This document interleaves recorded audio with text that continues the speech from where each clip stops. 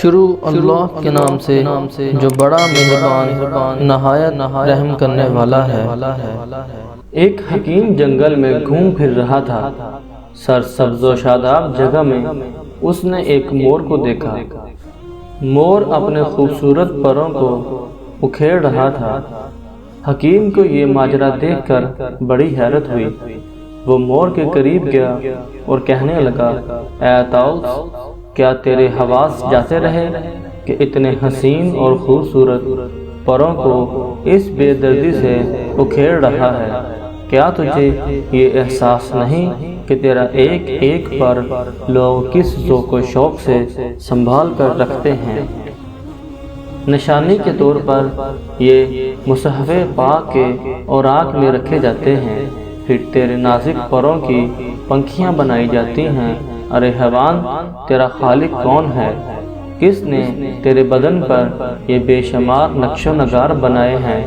اے نادان، افسوس ہے تیری عقل و بصیرت پر کہ ابھی تک تو طلسم رنگ و بو میں گرفتار ہے، الٹا مجھ پر اکھیڑنے پر مدعون کرتا ہے اور مجھے ہی ملزم ٹھہرا رہا ہے۔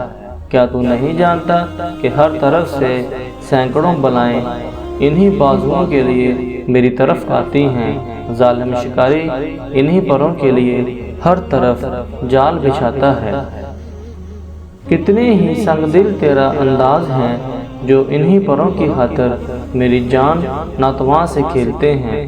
ایسی ناگہانی آفتوں، ایسی بلاؤں اور ایسی المناک موت سے اپنے آپ کو بچائے رکھنے کی مجھ میں طاقت نہیں ہے، اس لیے یہی راستہ نظر آیا کہ ان بلائے جان پروں کو اکھیڑ دوں اور اپنی صورت کو مکروہ بنا لوں تاکہ پہاڑوں اور میدانوں میں بے فکر ہو جاؤں۔